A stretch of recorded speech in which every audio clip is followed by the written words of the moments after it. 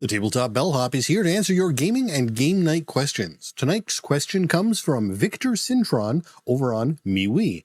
They write, maybe you can help. My daughter is loving D&D, and I'm looking for board games with heavy RPG elements. All I've tried are dungeon crawls with not much RPG elements. Thanks for the great question, Victor. And it's so cool to see questions coming in from social media and not just our questions at tabletopbellhop.com email address. Well, Victor, I think we can definitely help you out here. Just even reading the question, there's already games that came to mind right away. Though I do have to say your question's a bit broad. Like when I first read the question, what popped into my head was a certain style of game, certain games with improv elements where you're taking on characters and playing characters, but it's still a board game. But then I mentioned to Deanna, hey, know what topic I want to do on Wednesday? And she thought of something completely different than what I did and was thinking about RPG elements in a different way. And then I realized, what's an RPG element anymore? Because there's JRPGs, there's computer role-playing games, there's TTRPGs, and what people expect from those three letters, RP and G, are completely different depending on what generation they're from, their gaming experience, what they're used to playing, where they're coming from. So I think what we're going to have to do is talk about the different things that I think would be considered RPG elements, or what we think are going to be RPG elements, and then suggest games based on those, because I don't know if Victor is just looking for a game where you get to name your character, or if Victor's looking for a game where there's a full campaign, right? It could be any of that stuff. You know, I didn't even think about video games or JRPGs. I immediately thought that they intended tabletop games when they were asking the question, because it was talking about board games. Well, they also called out D&D, so I think they definitely mean that, but that could mean Baldur's Gate nowadays. For me, part of the thing for me is RPG and board games are both different and similar. So if you want to role play during your game of Monopoly, go for it. No reason you can't. I'm thinking games like a game like Trouble. Even that, you can have some RPG, some role playing elements in there. Not RPG maybe, but role playing elements can fit into there. In many ways, if it's a game, it's the people at the table who are going to bring role-playing elements or not to that game. Right. And I find the more that the game forces that sort of thing, the less success you may or may not have, because some people just aren't as comfortable with that sort of thing. And it does therefore limit who is and isn't going to be playing a game when you start enforcing role-playing elements into a board game. But like the type of role-playing elements you're talking about, Sean, that's more like taking on a role and playing in character. Which is role-playing. Which is role-playing, right? But I mean, it's that specific part of role-playing is what I think you're, in Monopoly, for example, I don't think you're ever going to level up. Right. You're not going to, but you could play a character who's buying property and renting, and you could play it out that way. But see, you do level up in a dungeon crawl, but you don't need to RPG it. But there doesn't need to be any role playing in a dungeon crawl. So and that's sort of where I read the question. Again, we've all had three different takes here. When I saw that question, they said, I've done dungeon crawls. She loves D&D. She wants the RPG elements. And if you've done a dungeon crawl, well, that's all the mechanical elements of D&D.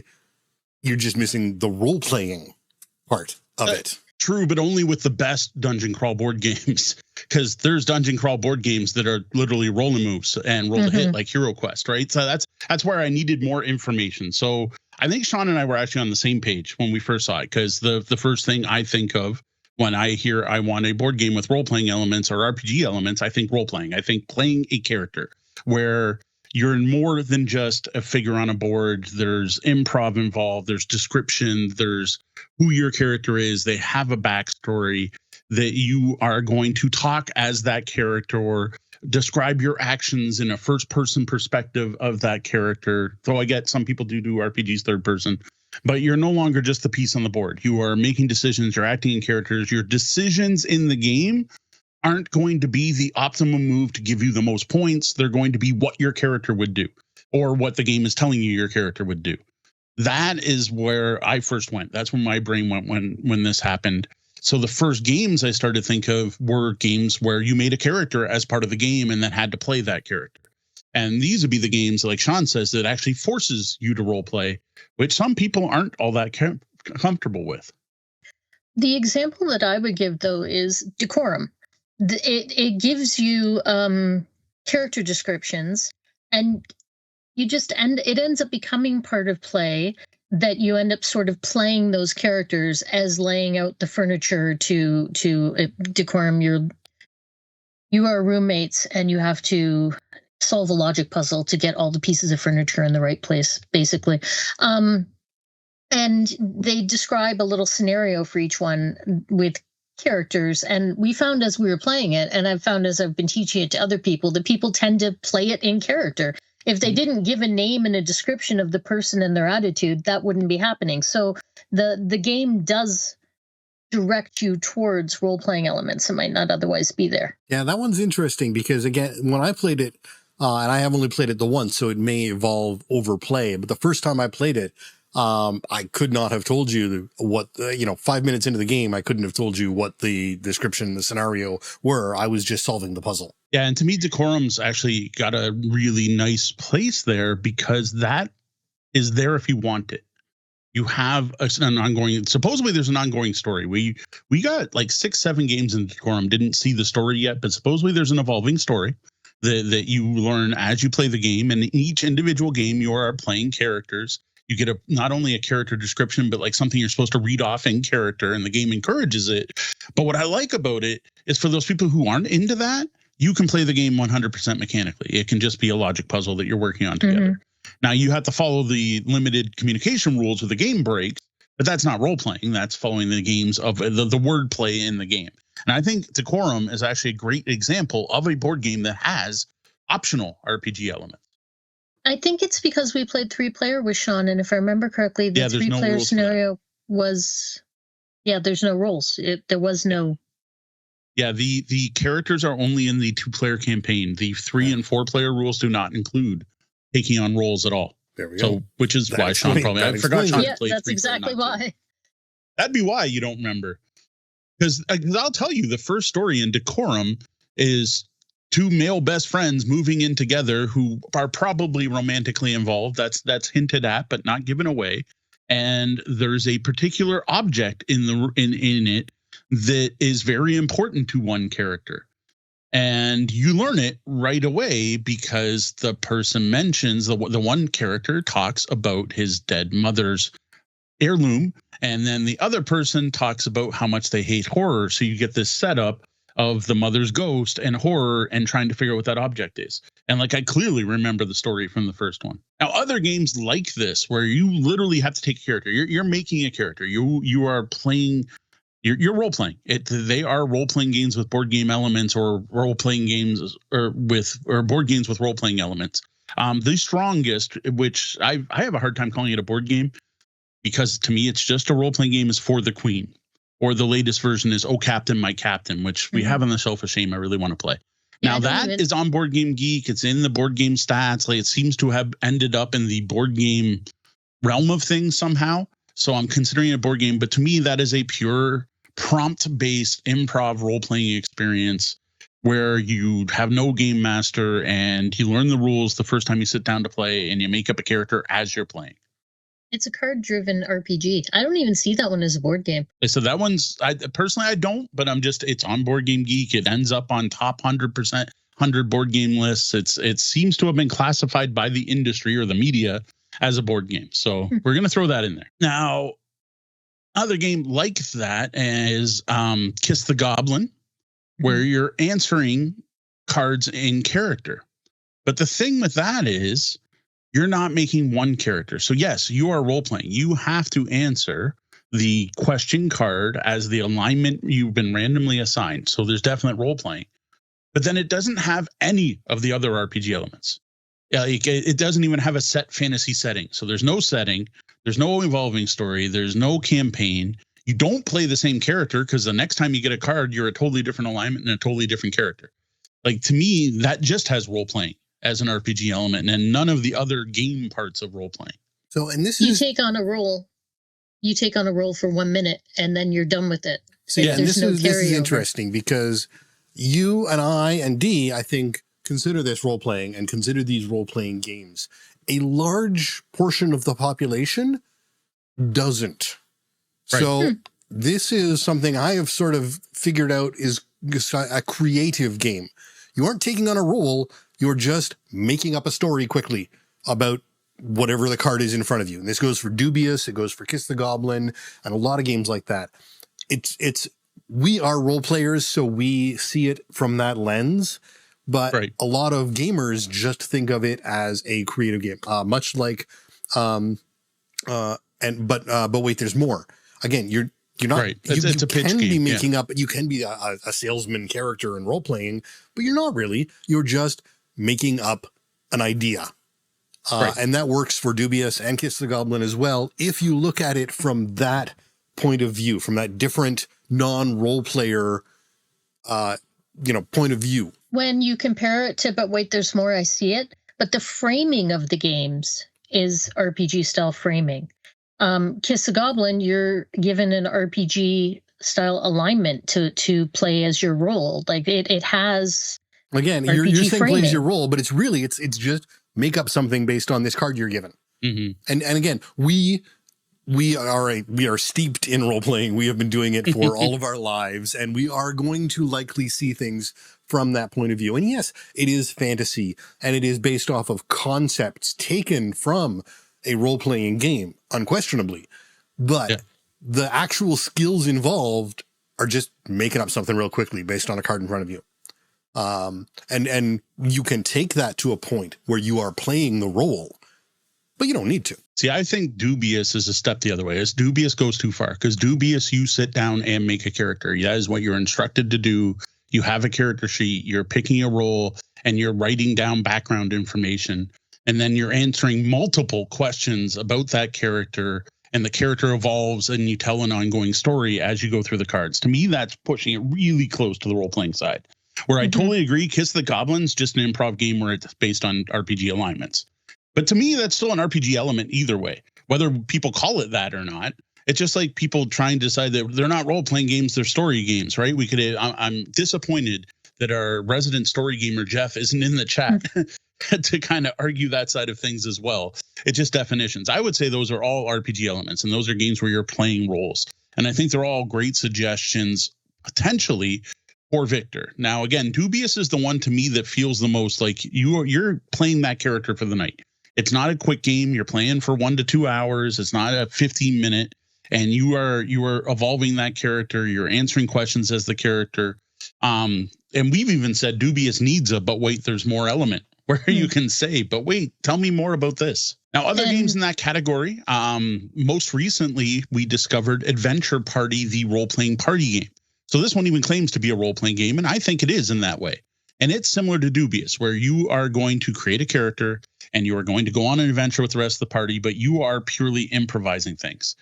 But in this one, you have skills, you have stats, you have all the stuff you'd expect from a D&D game without any of the mechanics, because the whole game is a storytelling game. It's all improv. That's one of my strongest recommendations, actually, when I saw this question, was Adventure Party, which we're actually going to review later on this episode. Now, a different, lighter version of that, with the latest edition of Dungeons & Dragons, Hasbro put out this box called Dungeons & Dragons Adventure Begins. I'm not going to get into all the detail here, but it's not what you think it's going to be, and I don't think it's what they marketed it as, which is an introduction to 5th edition D&D. It is very much not that. It is another total improv game, very, very loosely based on the D&D system. The only similarity is you're rolling a D20 and you want to roll high. But it's set in the D&D world where you have D&D maps and creatures and mimics and owl bears and, there's the Forgotten Realms. But it's a pure RPG improv experience where players take turns as DM and everything else. So that is another one I would recommend. Though I've got to say for Victor, if you're already playing D&D, I don't think Adventure Begins is going to be all that interesting to you. Adventure Party is the first thing that popped into my head. I mean, we've been playing it recently, so there's that too. But it's an improv game, but at least you roll a D20. I mean... Now, ones I wasn't sure on that definitely fall into, well, even people sometimes claim these aren't board games, are some of the hidden role games and like murder mystery style games. So so hidden role games first. In Battlestar Galactica, if you're a Cylon, you have to play that role. You play the game differently than if you're a loyalist. Plus, it features characters from the show that some people will want to role play, at least inspired by the characters. Now, fair warning, in that particular game, that's how the game can break, is if people decide to play too close to the original characters. Another example is Shadows over Camelot. The player, if you are the trader in Shadows over Camelot, you're going to play the game very differently, which involves playing a different role from everyone else on the table, where you're going to play cards differently and make different suggestions and talk about things differently. Now, I'll admit, when my friends play Shadows over Camelot, we get into it and full-on role play and call each other Sir and Sir Galahad. We need your help in the 13th hour. Can you help us upon the hill, right? Like, we get totally into character. And then if you're looking at like Werewolf or Mafia, you know, the person who gets the Seer card is going to act and talk and do things very differently than the player who gets a Werewolf card. Bluffing is not role-playing. That's my argument here. Like, you're going to bluff. You said you're going to play cards differently and act differently because you're the trader. Well, that's just bluffing. No, isn't that just playing the role of trader? See, and again, this is where I think you absolutely can role play in a hidden role game, whether it's Werewolf or Cylon, Shadows over Camelot or Battlestar Galactica. There's absolutely role playing that can be done there. But the game itself is a purely mechanical game that requires no role playing. And then having had bad experiences with people role playing and it breaking the game, it makes me lean towards this is not a role playing game, guys. That one's, I've seen so many people role play while playing those, though. Like, Sean's argument is you can role play in any game. I don't see many people role playing as the race car or actually, no, I do always see people role play as the race car in Monopoly because they go vroom vroom. But I don't see a lot of people playing as, say, the thimble. But anytime we played any of those hidden trader games that are fairly involved, even what's the one we were playing? Stuff of Legend. But then I don't think anyone was playing a bear. Right? They were just playing their role of either trader or loyal. No, go ahead, Dave. Go ahead. I was going to move on to mystery games. If you've got something else to say here, bring it in. One of the things that stands out for me is at Origins last year, I went and saw the Celebrity One Night Werewolf, or Ultimate One Night Werewolf, Ultimate One. I don't know how many different words there are in there, but that game played, and these were all like actors and performers. It was a pretty mechanical game. It really wasn't there really wasn't much going on. Any of the actual play that was going on were the interactions between the people who knew each other and had played games together and knew and were having fun on the stage.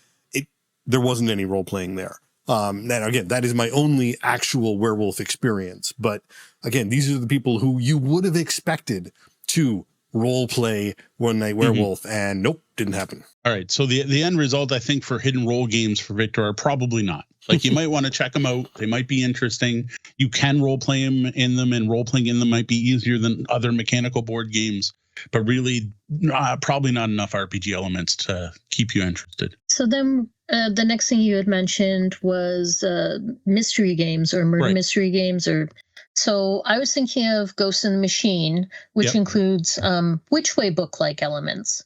So it's very immersive and thematic, and you are set in a role where you are playing the detective, not just a generic detective either, like someone with a name and a background that you are now playing as.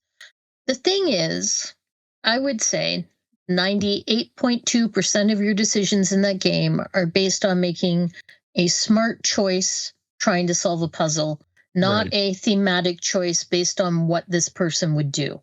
So I found it very immersive and fun. I don't think it was a role-playing experience. See, there was a scene early on where I remember you could like choose to cross a picket line or not. That felt like a character decision moment, but I didn't stick around for the full game, and I don't know how often things like that came up. Right. Now, I think when you're talking about Which Way books, the first thing that comes to mind for me is the one we reviewed recently, we didn't actually review, we previewed the dungeon adventure, whose name is escaping me right now, Mo. Fighting Fantasy Adventures. Yes, Fighting Fantasy Adventures.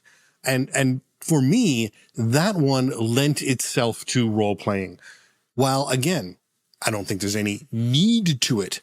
The game, the way it was laid out, the choices offered to you on cards, the way certain people got cards and could choose to act or not act on those cards.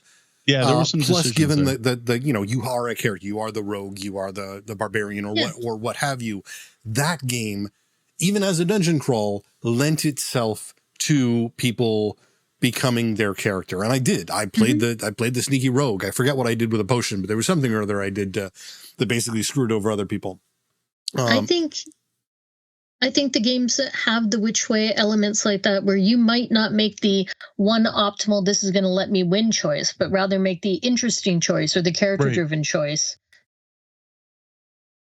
No, I agree. And again, it's going to be very dependent on the game.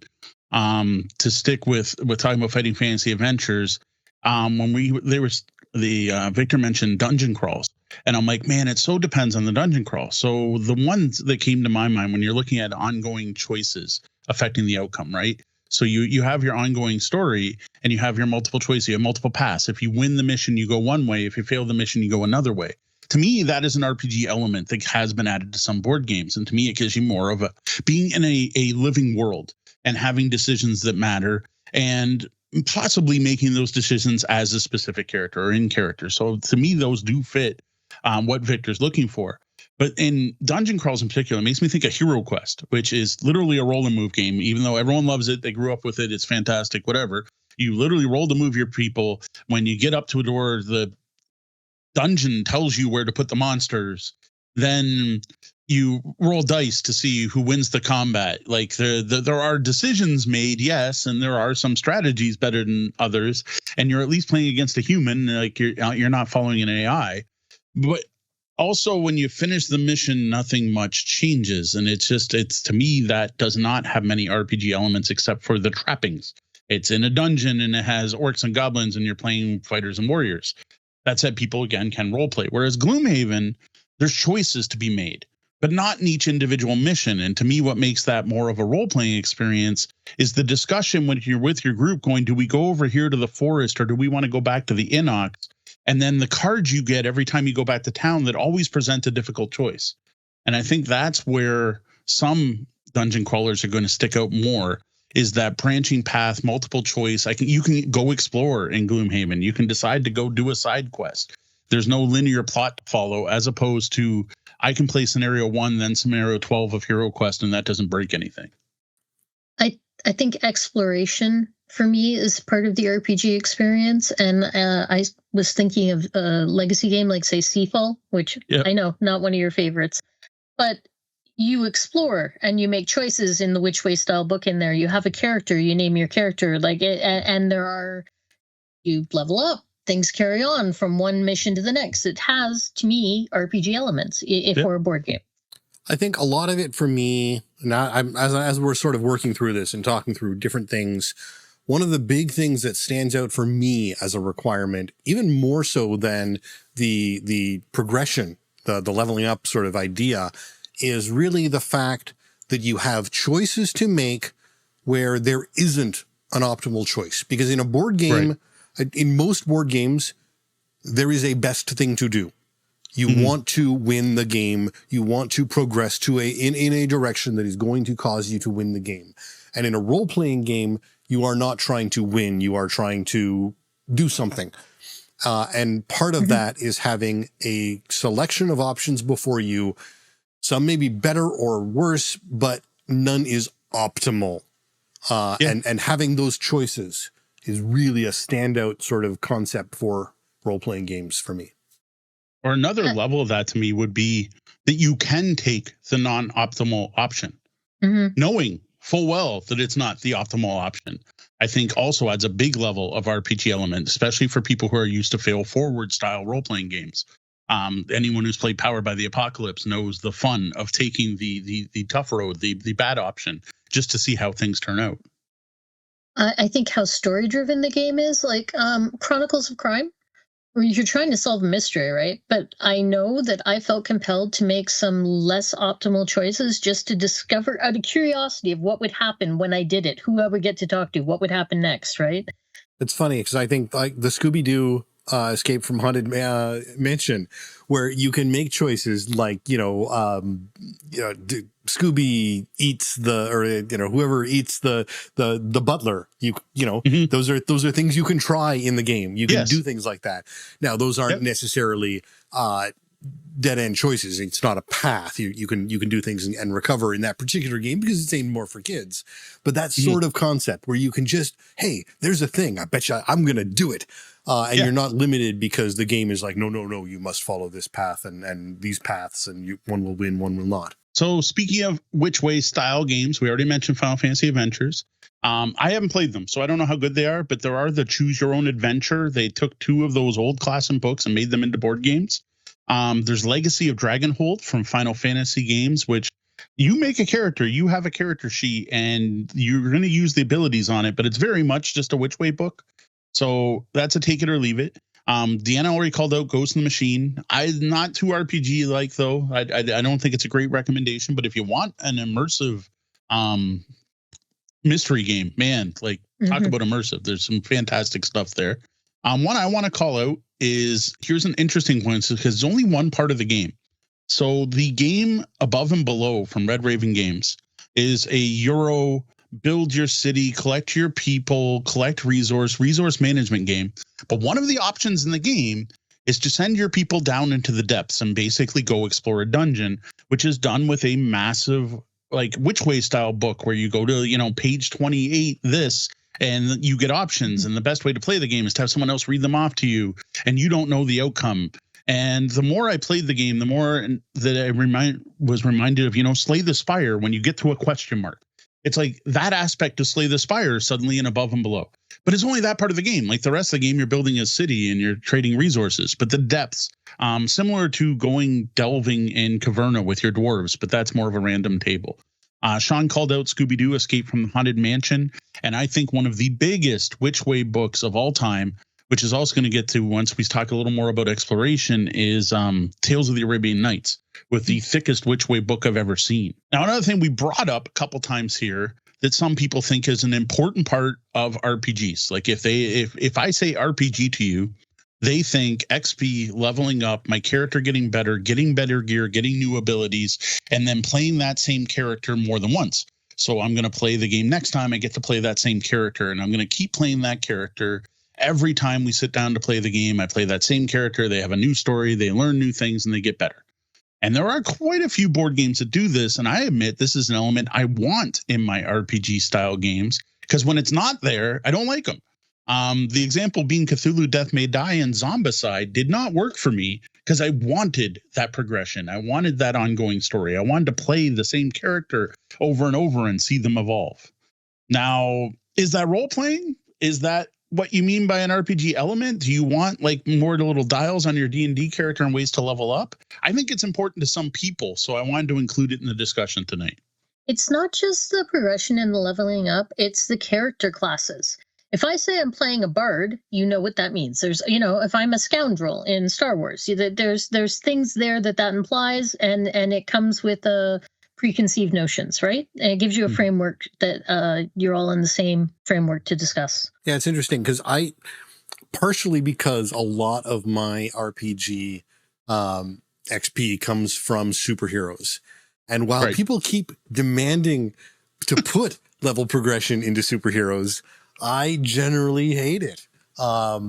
Especially if you're playing, canon superheroes. Spider-Man doesn't, in certain times Spider-Man has an arc, but a lot of times, Wolverine doesn't have much of an arc. He's been around for ages and he does the same thing. There is personal growth without character mechanical growth in a lot of superhero. And so for that, I don't feel that the desperate need for progression and leveling up that I know Mo really desires in his RPG games. Another interesting one that I didn't see on the list was Horizon Zero Dawn, board game that has character development, it has character leveling, You could RPG, but you don't have to. Yeah, that one's we role played when we played. Definitely. Yeah, we did. Yep. My character was the coward who rolled away and got the monsters to chase him and let you guys do all the hard work and then go in and steal the killing blows. You wanted the monsters to chase you. They usually chased us and killed us instead, but Yeah. The theory was there. That added to our enjoyment of the game, but was it built into the game, or is it just something that naturally happened with us at the table? I'm not sure where the line is there. I will say it does have the progression. There is some choices, like going back to the choose your own. You need optional choices. Remember, whoever's the leader of the group gets to pick which mission to go on next. It's not a lot. There is progression even if you fail. You can fail forward in that game. So yeah, actually, Horizon Zero Dawn's a good example. One of my favorites, and I know I bring it up all the time because it's my favorite dungeon crawler, and everyone always looks at me weird because they don't think of Star Wars and dungeons. But Star Wars Imperial Assault is very much a dungeon crawler that has all that stuff. It has you get your character and you level up, and like you can play the Jedi and you can discover your lightsaber. And the cool thing is you don't every time. You might discover your lightsaber because of the way they seed the deck.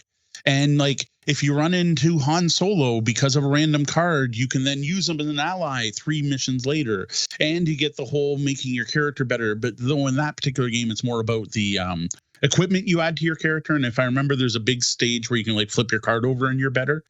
But it's got all that ongoing story and the which way, and you get to choose which way to go. And then it's a one versus many game without the app. Like, depending on if you win, you get to pick where to go next. Whereas if you lose, the Empire gets to pick which happens next, or they can play a card on it. I love that game for the RPG elements in it. No, that game was very much to me an RPG style board game. And maybe it's because it was our role-playing group that segued into playing it, but we were definitely role-playing while we were playing that game. The leveling up aspects, the story missions, the which way aspects to the missions sometimes, well, mostly depending on whether you succeeded or failed, but I think there were some choices there. It's been a while since we played it.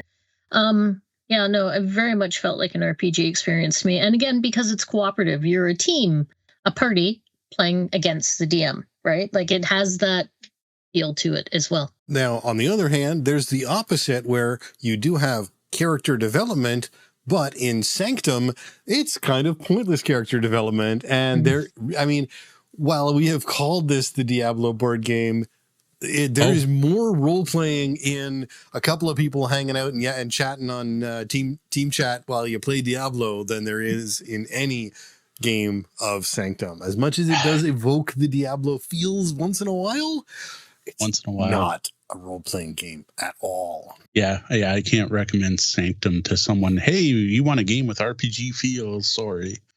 One of the games we haven't talked about in a long time, so it's nice to bring it up again, that I think fits a lot of these, is Aventuria, the adventure card game, which makes sense because it's based on Das Schwarze Auge, the very famous German role-playing game.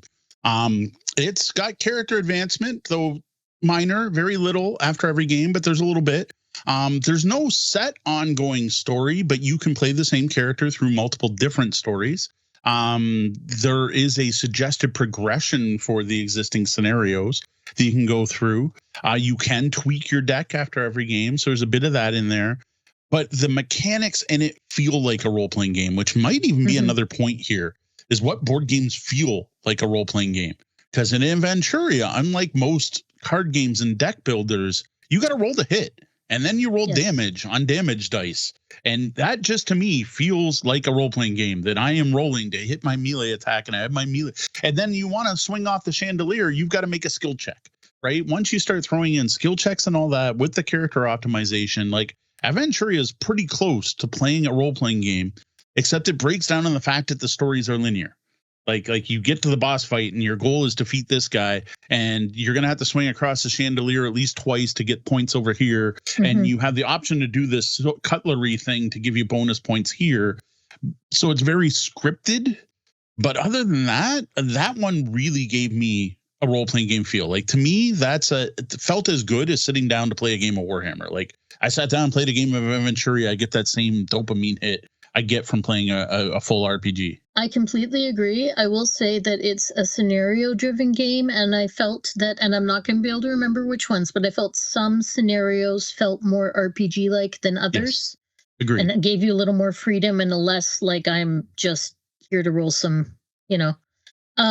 But definitely, 300%, that is a card game RPG. Now, similar to it, I am going to call it out, the Pathfinder adventure card game. I don't think it's as good. Sorry, Pathfinder fans.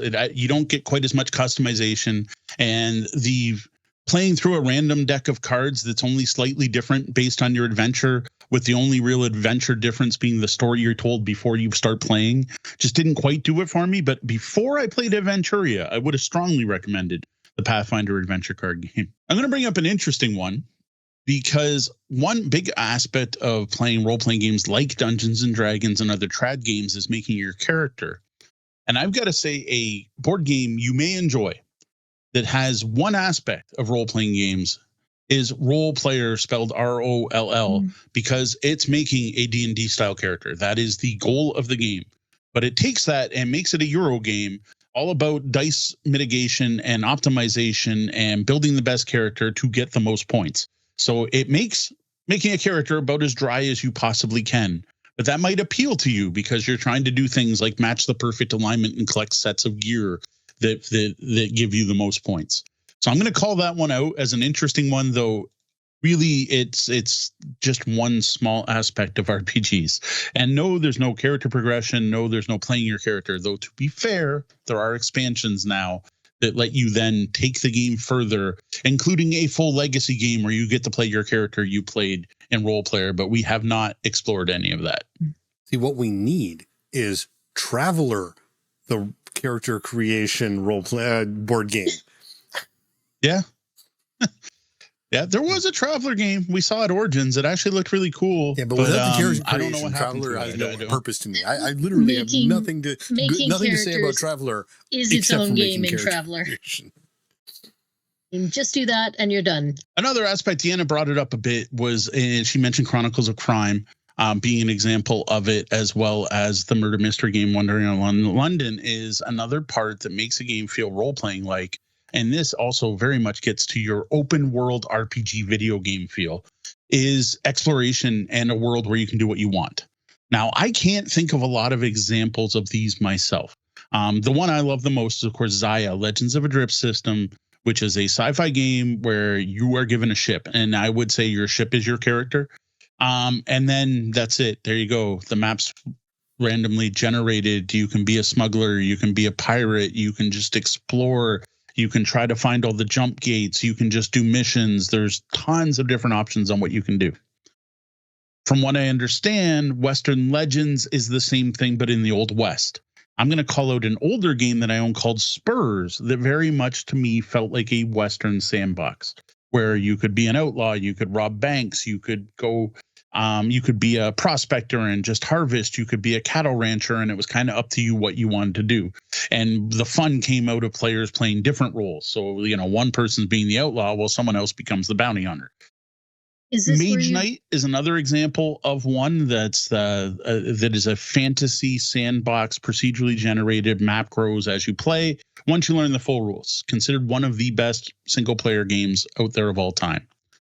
And then, as Deanna mentioned, some of the murder mystery games. I would even call out like the original Talisman for having that feel. I am just wandering around the board to see what happens, and then reacting to what happens to decide what to do next. Is this where you'd lump in Tales from the Arabian Nights? Well, Tales of the Arabian Nights would also go here, yes, because you have a big map and you can basically go anywhere. And everywhere you go, you're like, you found a beggar and you get 6 choices to how to react to them. And then you look up that beggar on another chart with how your reaction is and then roll their temperament to find out what happens. And then you read a whole thing about how the beggar's actually, you know, a golden snake hidden in disguise who wants you to go get a thing over on the other side of the map. So definitely. Oh. That's wild. I haven't actually played that one. I've been wanting to. Oh, we should. We really, really should. Tales of the Arabian Nights, if you want a very interesting, but again, doesn't have the other aspect. There's no progression. There's no actual story. Like the story is just bunch of stuff happened to me, which is kind of what Tales of the Arabian Nights is, right? Mm-hmm. I had a bunch of interesting encounters. That's kind of the whole thing. But there's no stats. String of random events. Yeah, there's no stats. There's no progression. There's no ongoing story. There is a set world you're exploring. There's open world is a touchy one because there's a lot of games that are considered open world. Roads and Boats, Firefly, the game.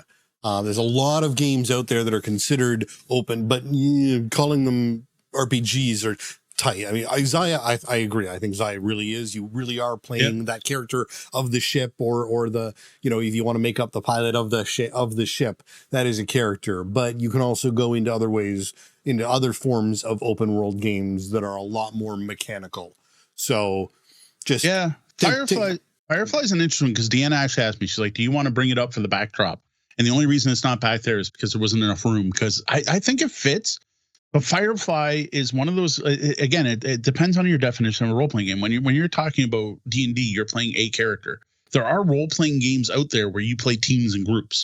In Firefly, you're playing the captain of your ship and you are building a crew, and that is part of the game. And then you can do whatever the heck you want.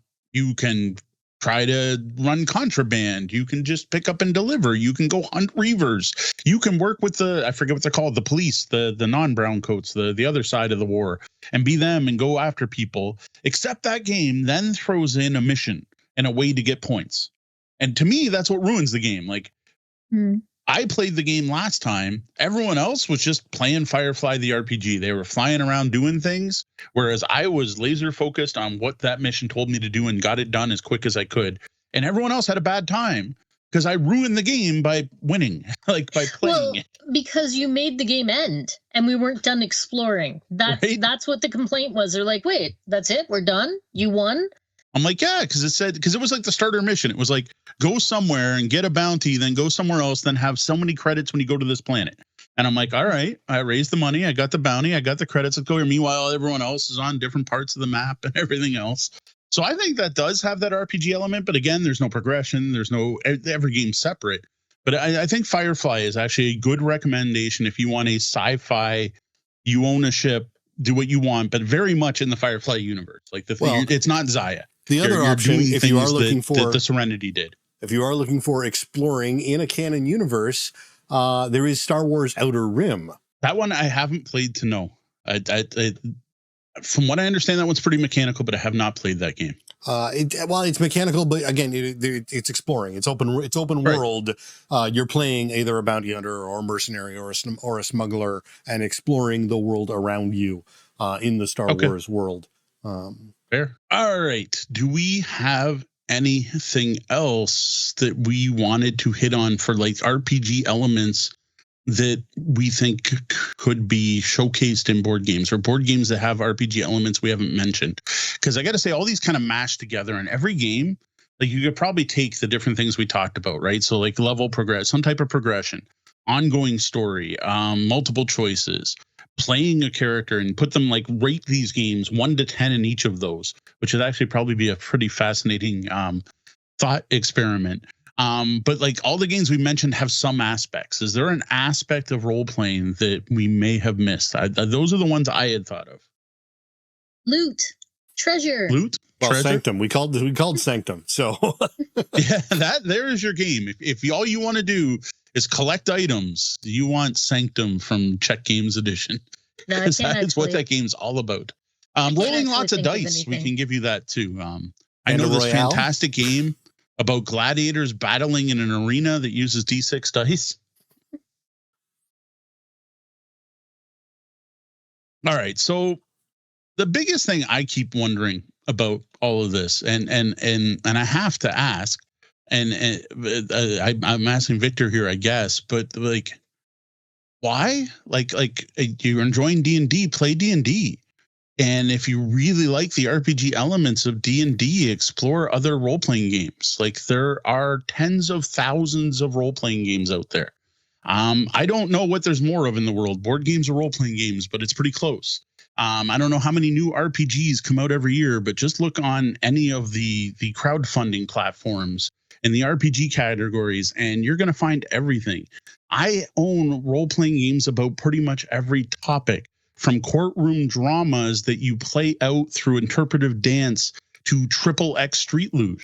Like, there are games for everyone out there. They're as diverse as board games. And I'm just a little confused by, why do you need the RPG elements in board games? Like, if you enjoy RPGs, play RPGs. Like, yes, if you're looking for an overlap, that's fine. Now, if it's just like, D&D's work, I need to, the DM has to prepare maps and you have to buy books and you need adventures and you need to do all that. There are all kinds of role-playing games out there that get rid of that problem. We mentioned a couple tonight that kind of lumped in with board games with For the Queen. There is no setup. You buy the deck of cards, and the first time you play, you can cut the shrink at a table with your friends and play right then. That's it. That you just get going. There's games like Fiasco. There are so many out there. So my first question to anyone who's like, I want a board game with more RPG elements, is just go play an RPG. Like, there's nothing. RPGs aren't that scary or intimidating. They're just a different form of gaming at the table with your friends. Yeah, I disagree. I enjoy playing RPGs. I enjoy playing board games. They scratch two different itches. I can see an intersection there where you might want a board game that has more RPG elements. That you have found that to be fun, that there are games that have some RPG elements. You're looking for more of that in your board games. I think that's a legit question. I don't think it necessarily the answer is no, just go play an RPG. I do sort of, again, and this is because we don't have all the information from Victor. Yes. I do think not knowing what itch is trying to be scratched here has left us a little bit floundering in the woods a little bit, because, yes, they've tried dungeon crawlers, but they want something with more of an RPG. My gut tells me go down the Gloomhaven path, start with Jaws of the Lion, as you always should. Everyone's starting Gloomhaven, start Jaws of the Lion, develop your Inox or what have you, and role play your choices and your dungeon exploration, and talk with your party members between delves, and enjoy that, but with the pre-built world, so you don't have to worry about, prepping your adventure. Or jump to something like Adventure Party. If what you want is to be flamboyant and play in character and talk in a silly voice and do suboptimal things because that's what your character would do, you don't want to do that in Gloomhaven. I will admit, Gloomhaven's a very harsh game that's very difficult, and not playing optimally is not fun in that game. You might want to go with something like Adventure Party, where you just have silly fun, improv, make it all up. You don't have to worry about stats and numbers, and, well, you do have to worry about numbers in that particular game because that's kind of the whole game. But you're not worrying about your strength. You're not leveling up. There's no prep required. You might want to go that way. If someone I'm playing Gloomhaven with starts making silly fun choices, I may want to kill them in real life. Yes, That's not a good move. Or depending on the age, Hero Quest could be a completely valid choice. Now, there are a couple games I want to recommend that we haven't played. I know we already called out a couple of those, actually, but a couple that other people suggested to us. And our friends Tori and Kat, K-Tor, we haven't brought them up in a while because, they had a baby. Well, there's another one on the way. So congratulations, Tori and Kat, on Little Dragon number 2.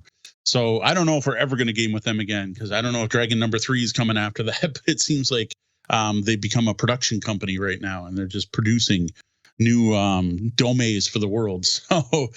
but what they strongly recommend we play, and I've even got a copy, is Lord of the Rings, Journeys in Middle-earth.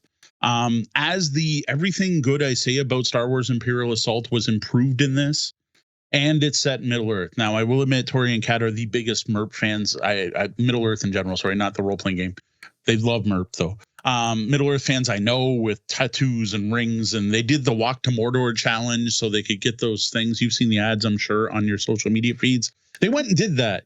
They are the biggest fans. So take this with a grain of salt, but it is an ongoing story. You play the same characters over and over, and your choices make a difference. Which way you go matters. You level up, your characters get better. Though, again, it's a mechanical game. As for coming up with a voice and getting into character and arguing with the other players in character and, telling stories around the campfire between adventures, that's going to be all on the players. That's not something included in the game. I will say this made me think about something that I think what I might appreciate from a game like that is you can get into it as little or as heavy as you want in the role-playing aspects, and you can just lean into the mechanics if you want. And for someone like me I'm shy, I don't enjoy playing with strangers, that can be comforting. Mm-hmm. Now, the other one I'm going to call out is Avalon Hill's Betrayal Legacy. So, as usual, when we do these topics, I always spend some time on the Googles trying to see what other people have recommended. And on every single person's list was Betrayal at House on the Hill. And I get it. I understand, because I find in that game, when you start off, yes, you pick a character and you have a miniature that looks unique. And I don't remember if there's a little backstory for each of the characters, but you do play an individual character. But once the haunt comes out, I've seen people really get into character, especially depending on what that haunt is. And that's again a hidden traitor things. And I've seen people at that point role play, but I find that game so fragile because people don't expect that role playing. And if people get the haunt wrong and don't read the rules properly or skip a little rule, it can fall apart. So I don't usually recommend that game, but I have now seen a group play through Betrayal Legacy, and I have heard many people tell me that Betrayal Legacy doesn't have this problem. Plus, it has the added bonus of an ongoing story. You are telling a story, and depending on how you do in every segment of that story affects the next segment and which way things go. And you do play the same character start to finish. And the story is supposed to be very epic. I don't know if there's progression, but from what I understand, there is at least, like, you have more options as the game goes on. So there is progression that way. Honestly, if we didn't have a pile of legacy games to play through, various legacy or campaign games, I would have this on my wish list to play through with us. For ones that we don't own and haven't played, one I'm curious about is it's that Cthulhu setting card game. What the heck is that called? Arkham Horror, the card game? Arkham Horror, the card game. I wonder how RPG like that is, because you play through scenarios. There's even like part 2 to scenarios where you go revisit it, and you play investigators and all of that. I haven't tried it, but I suspect that it might be Aventuria like in that. That is potential. I always pictured it as more like Marvel Champions. Marvel Champions made my short list today when I was thinking about this earlier, though. I'm like, I tend to make decisions like because I'm Spidey, and that's what Spidey would do to an extent in that game, because the theming is tight, so it drives your play in at least a small fashion. Yeah, that one's the character you are playing drives how you play that character.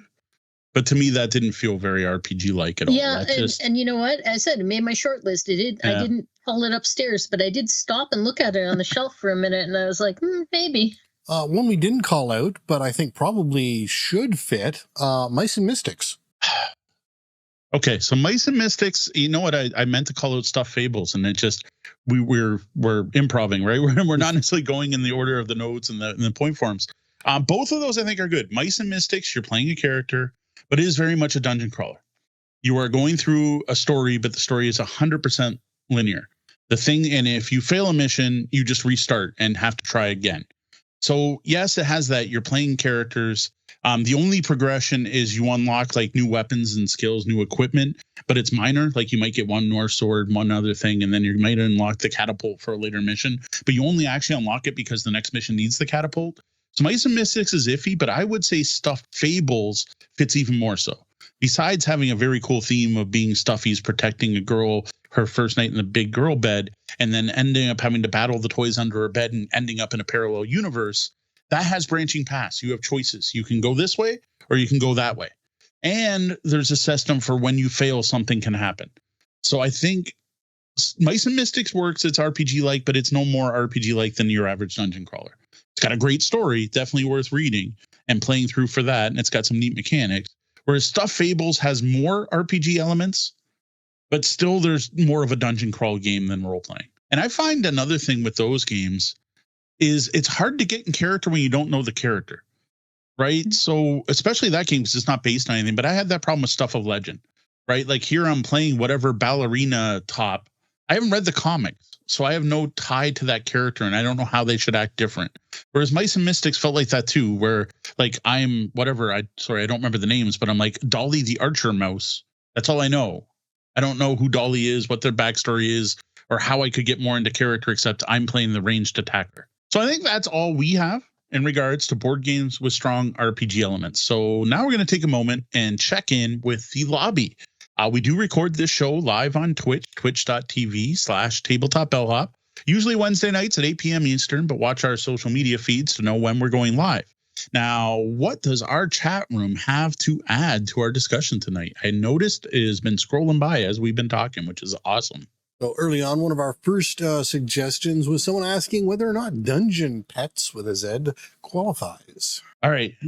Roger recommends Dungeon Pets so often that I need to sit down and play it with him because I haven't. Is this your Zensu, Roger? It's Roger's equivalent of Zensu? Yeah, maybe. Now I know it's similar to Dungeon Lords, and again, what it has is the RPG trapping. That you are a dungeon lord and you are raising pets and having to feed them and nurse them to try to get points. And then Dungeon Lords being the bigger game, you're building a dungeon. But there are so few RPG elements in that. It is definitely a Euro game, but it has fantasy RPG trappings of dungeons and adventurers and monsters. But to me, that's about it. Like it's definitely way more on the Euro game side than a game that has any real role-playing elements. And the main thing is I don't see how I could play different from someone else, right? Like I don't see how, and in Dungeon Pets, you're raising more than one pet. So even if the pet levels up, you're leveling up your various pets as opposed to your character. Like I don't think you feel like someone who's running a hatchery that much in that game. Or even more so, like Sean mentioned earlier, there's suboptimal moves. Would you ever do something because it's cool? So Darkling Blake suggests Witcher, the old world, and that definitely has the character progression aspects and collection and that sort of aspects. But it is a competitive game where you are probably going to be going for your optimal choices. Yeah, and I think that has some of that open world, right? That's one of those miniature, heavy, big box, scenario-based games. I don't know the game well enough to know if you play, like if you get a full ongoing story. I assume you do because I know there's scenario boxes, but I think that one's a good call. Roger asks, what about Burgle Bros and Spectre Ops? So those are two hidden role, like one player versus many style games. And again, I think that falls into the, yes, you can play in character. Spectre Ops, the one time I played it, I even remember that each of the characters had unique abilities. And it was all about playing against another player, but it didn't have, to me, there isn't enough there. If there was some kind of campaign, if you played a game of Spectre Ops and depending on how you win, you went to another map on the next one and then another map on the other. Now, Burgle Bros may have more of that. Again, not games I played, so I can't talk about them any more than that. And then finally, Roger suggests Twilight Struggle is being very immersive. Okay, very immersive.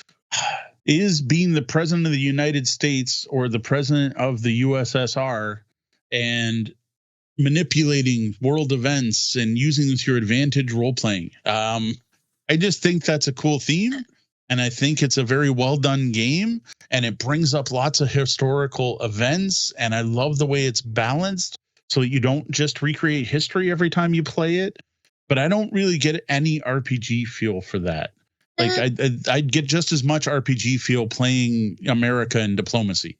Like it just. I agree with Roger in that it's immersive, and it's been a very long time since we've played it.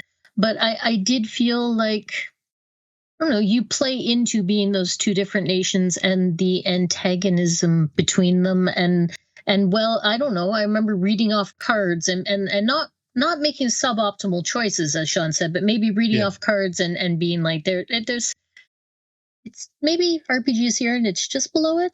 Like it felt like that to me. I can see where Roger's coming from. I think it's one of those games where, again, you can role play in almost any game, and this game lends itself well to that because, at least as as North Americans, we can, and being old enough to remember the Cold War, we can assume some of those ideas and concepts and get into the feel of it.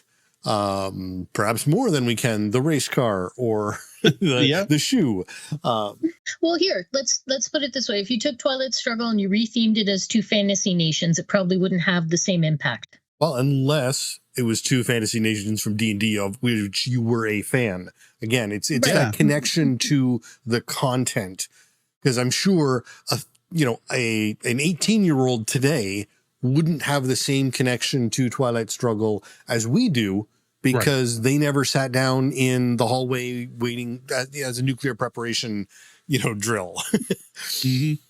So now I got to say, I kind of want to see like the Time of Troubles, which is the Forgotten Realms big, when things went all bad, re-theme of Twilight Struggle. Now, I'm not sure who the two empires would be, but who do you got to pitch that to? Because it's not just the map, right? It's all the cards. The cards are all historic events. That's the big part of that game. And the way you have the late war and the early war and what cards come out when, and even just the way the China card works for anyone who knows the game. That's a big part of the game, is the China card, because it swaps between nations as you're playing the game. But like how you'd have that in a D&D game where you're like, you'd pull it up and it'd be whatever, the Siege of Waterdeep. And I'm thinking Warhammer lends itself more to it than D&D. Well, yeah, Warhammer would. You'd have chaos on one side, and except chaos, you play chaotic. You chaos on one side and the Empire on the other, or the old world, or whatever you want to call it. Alrighty. Well, I think I want to thank everyone for those game suggestions, and thanks again to Victor for the question. Now's the time we ask you, our audience out there in the world, what games we missed, or if you have anything you would like to share about role-playing elements in board games. Let us know in the comments, hit us up on social media, or better yet, post something over on our Discord at discord.tabletopbellhop.com.